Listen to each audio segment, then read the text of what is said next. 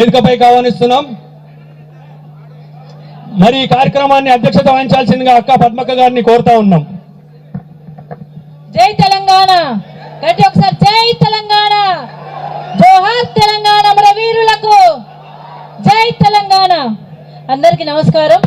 మరి ఈరోజు కాంగ్రెస్ పార్టీ నుండి మరి వివిధ పార్టీల నుండి ఆ పార్టీలకు రాజీనామాలు చేసి మరి బీఆర్ఎస్ పార్టీలో చేరుతున్న సందర్భంగా విచ్చేసిన గౌరవనీయులు మాజీ మంత్రివర్యులు శ్రీ హరీష్ రావు గారికి, అదేవిధంగా ప్రస్తుత శాసనసభ్యులు నర్సాపూర్ మాజీ మంత్రివర్యులు సుంట లక్ష్మారెడ్డి గారికి, శేర్ సుభాష్ అన్న గారికి, తిరుపతి అన్న గారికి, అదేవిధంగా మల్లికార్జున గౌడ్ గారికి, అంజనేయులు గారికి, నర్సాపూర్ నుండి వచ్చిన నాయకులకు, అదేవిధంగా ఫారూక్ హుస్సేన్ భాయ్కి,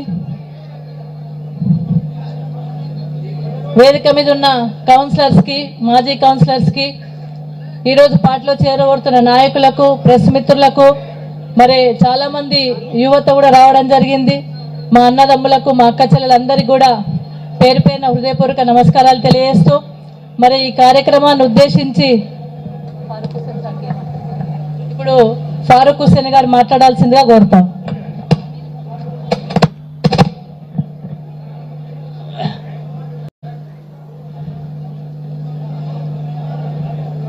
జై తెలంగాణ. రెండు చేతులు ఉన్నారు, రెండు చేతులు లాబట్టాలి. ఒక చేయి ఉన్నారు, ఒక చేయి లాబట్టాలి. జై తెలంగాణ, జై తెలంగాణ, జై కేసీఆర్, జై కేసీఆర్. హరీష్ రావు గారి నాయకత్వం, హరీష్ రావు గారి నాయకత్వం.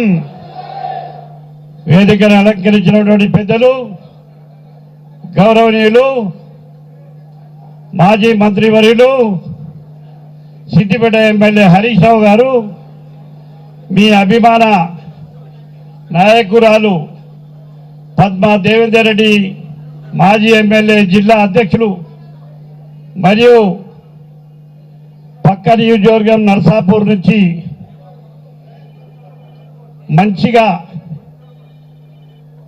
పనిచేసినటువంటి, మంచి పేరు, గొప్ప పేరు తెచ్చినటువంటి ఎమ్మెల్యే సునీత లక్ష్మారెడ్డి గారు, తిరుపతి రెడ్డి గారు, పెద్దలు ఎమ్మెల్సీ సుభాష్ రెడ్డి గారు, వేదికను అలంకరించినటువంటి పెద్దలు, వేదిక ముందు ఉన్నటువంటి పెద్దలు, పత్రికా విలేకరులు, మీ అందరికీ నమస్కారం, అస్సలాము అలైకుం.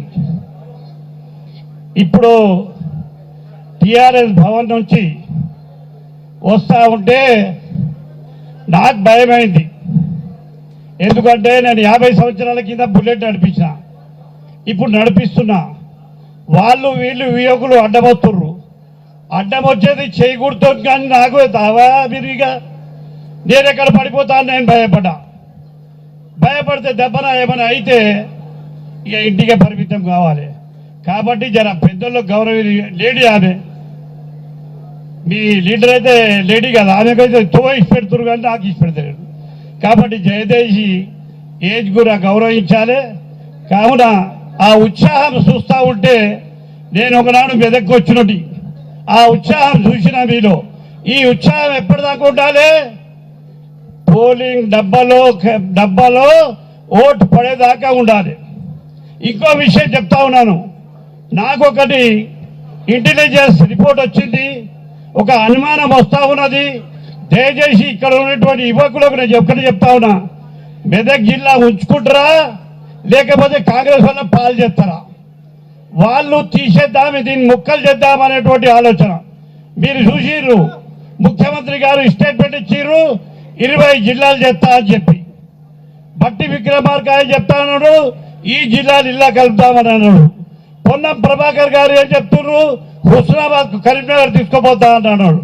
అంటే కేసీఆర్ గారు చేసినటువంటి పని, హరీష్ రావు గారు చేసినటువంటి పని 50 సంవత్సరాలు మేము చదివే కాలంలో మెదక్ కానీ సిద్దిపేట కానీ, మెదక్లో హెడ్ క్వార్టర్ లేకుండా సంగారెడ్డికి పెట్టిరు ఆనాడు కాలబోళ్ళు. ఆనాడు పెడితే మెదక్ వాళ్ళు 50 సంవత్సరాల నుంచి కొట్లాడుతూనే ఉన్నారు.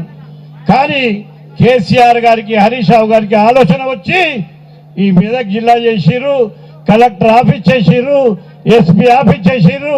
అన్ని సౌకర్యాలు చేస్తే సిద్దిపేటకు జిల్లా చేస్తే వాళ్ళ కళ్ళు మండుతా ఉన్నాయి. ఈ జిల్లాలు ఎక్కువ చేసిండు కేసీఆర్ గారు అని చెప్పి. ఎందుకంటే ఆనాడు ఎన్టీ రామారావు గారు మండలాలు ఎక్కువ చేస్తే అరే చిన్న మండలాలు చేసిర్రు అని అనుకున్నాం. సౌకర్యం అయిపోయింది, దగ్గర అయిపోయింది, ప్రజలకు అనుకూలంగా ఉన్నది. కాబట్టి ఇవాళ జిల్లా పోయేటటువంటి పరిస్థితి ఉన్నది. అది జాగ్రత్తగా ఉండాలి అనేటువంటి ఆలోచన యువకులలో మహిళలలో చైతన్యం తీసుకొచ్చి జిల్లాల్లో అందరికీ వార్త పోవాలి. ఆ వార్త పోకపోతే ఈ జిల్లా 2-3 ముక్కలైతే బాగుండదని ఆలోచిస్తా ఉన్నాను. కావున దయచేసి రాబోయే రేపా ఎల్లుండా మనకు నోటిఫికేషన్ వస్తుంది. నోటిఫికేషన్ ముందునే మనం సైన్యం తయారున్నది. హరీష్ రావు గారు తెలంగాణలో మొట్టమొదటి మీటింగ్ కావచ్చు అనుకుంటా. తెలంగాణలో మెదక్లోనే మీటింగ్ పెట్టి మెదక్లో బీఆర్ఎస్ జెండా ఎగిరేద్దాం అన్నటువంటి ఆలోచనలో హరీష్ రావు గారు ఉన్నారు. మనం అందరం కలిసి కల్మేషాలను దూరం పెట్టుకుందాం, మన బాధలను దూరం పెట్టుకుందాం. మనమందరం కలిసిమెలిసి బీఆర్ఎస్ సైన్యమై కేసీఆర్ గారికి మొట్టమొదటిసారిగా మెదక్ జిల్లాలోనే బీఆర్ఎస్ పార్టీ జెండా ఎగిరేయాలనేటువంటి ఆలోచన మీ దాంట్లో ఉండాలని చెప్తా ఉన్నాను. విలేజ్ల పట్టి ఉన్నారు, ఏ మండలంలో ఉన్నా, ఇక్కడ సుట్టికం ఉన్నా, కులపోళ్ళు ఉన్నా, పరిచయం ఉన్నా మీరు రావాలి మాతో పాటు. నేనేదో బీఆర్ఎస్ పార్టీకి ఏదో ఇన్ఛార్జ్ అని అనుకోకూరి. నేను మీ లెక్కనే కార్యకర్త. ఏ వాడకట్టుకు రమ్మంటే ఆ వాడకట్టుకొస్తా. ఏది నవీన్ నేను 25 డ్రెస్సులు తీసుకొచ్చిన, వాస్కోట్లు తెచ్చుకున్నా. ఏదైనా హోటల్లో వస్తారా పద్మదేవేంద్ర రెడ్డి గారు ఎక్కడ వస్తారో నేను అక్కడ ఉండదలుచుకున్నా.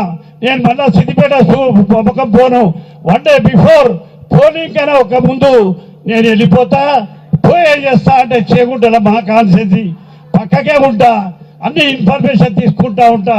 అందుకోసం దయచేసి ఒకటే విషయం చెప్తా ఉన్నాను. ఈనాడే మీరు కంకణం కట్టుకొని మీరు తయారు కాని బట్టి గారు రావాల్సిందిగా